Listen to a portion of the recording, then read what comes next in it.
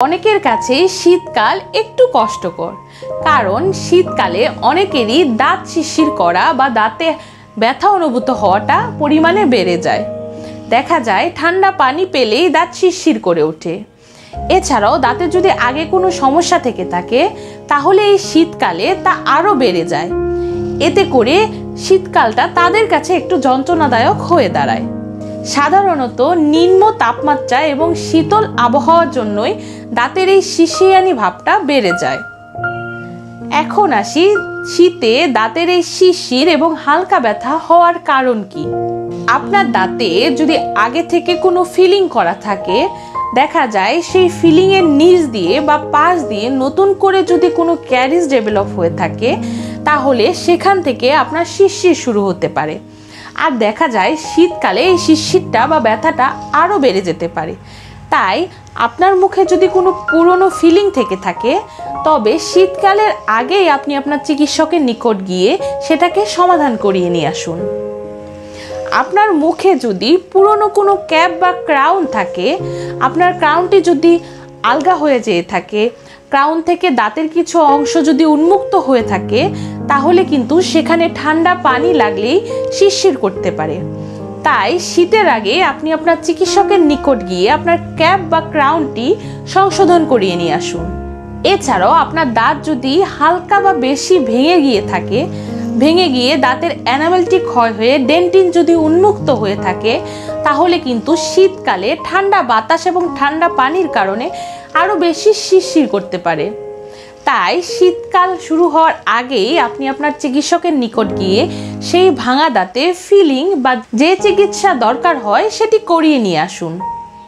এছাড়াও আপনার দাঁতে যদি ক্যারিজ থাকে, মানে দাঁতে যদি কোনো গর্ত হয়ে থাকে, সেটি যদি ছোট হয় তাহলে দেখা যায় ঠান্ডা পানি বা ঠান্ডা বাতাসে শিরশির করতে পারে, কিংবা সেটি যদি বড় হয় সেখান থেকে ব্যথাও হতে পারে। শীতকালে দেখা যায় এই ব্যথা বা শিরশিরটা আরও বেড়ে যায়। তাই শীতকালের আগে আপনি আপনার চিকিৎসকের নিকট গিয়ে ডেন্টাল ক্যারিজের চিকিৎসা করিয়ে নিন। প্রয়োজন মতো ফিলিং বা লাগলে রুট ক্যানেলও করিয়ে নিন।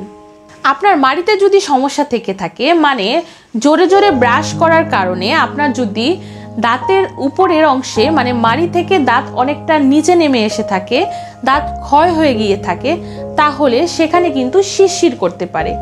আর এই শীতকালে ঠান্ডা পানি বা ঠান্ডা বাতাসের কারণে এই শিরশির আরও বেড়ে যেতে পারে।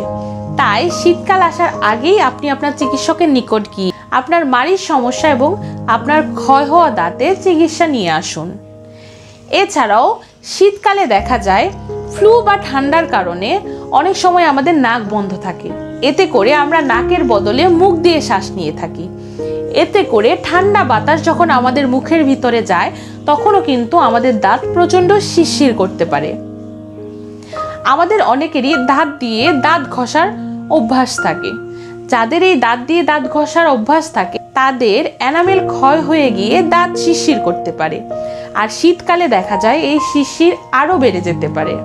শীতে দাঁতের এই সমস্যা এড়াতে আমরা ঘরোয়া পদ্ধতিতেও কিছু সমাধান করতে পারি, তবে সেটা খুবই সামান্য। সেটি হলো শীতকালে আমরা প্রচুর পরিমাণে পানি এবং ভিটামিন সমৃদ্ধ খাবার খেতে পারি। খুব দরকার না হলে আমরা মুখ দিয়ে শ্বাস নিব না। শীতকালে আমরা আরও বেশি চেষ্টা করব যাতে আমরা মুখের বদলে নাক দিয়ে শ্বাস নেওয়ার অভ্যাসটা তৈরি করতে পারি। এতে করে আমাদের দাঁতের শিরশিরানি অনেকাংশেই কমে আসবে। এছাড়াও শীতকালে আমরা বেশি পরিমাণে ফ্লোরাইড সমৃদ্ধ মাউথ ওয়াশ এবং ফ্লোরাইড সমৃদ্ধ টুথপেস্ট ব্যবহার করতে পারি। এতে করে দাঁত শিরশির করা থেকে আমরা মুক্তি পেতে পারবো। এগুলো হচ্ছে ঘরোয়া পদ্ধতি, কিন্তু এখানেই থেমে গেলে হবে না। আপনার যদি আরও বেশি সমস্যা হয়ে থাকে সেই ক্ষেত্রে বসে না থেকে আপনি আপনার চিকিৎসকের নিকট গিয়ে শীত আসার আগে আপনার দাঁতে যদি আগে থেকে কোনো সমস্যা থেকে থাকে সেগুলোকে সমাধান করিয়ে নিয়ে আসুন। যেমন সেটি হতে পারে ফিলিং করা, রুট ক্যানেল করা, স্কেলিং করা কিংবা অন্য যে কোনো চিকিৎসা। কারণ আপনার সমস্যাগুলো শীতকালে ঠান্ডা আবহাওয়ার কারণে আরও বেশি সংবেদনশীল হয়ে দাঁড়াতে পারে।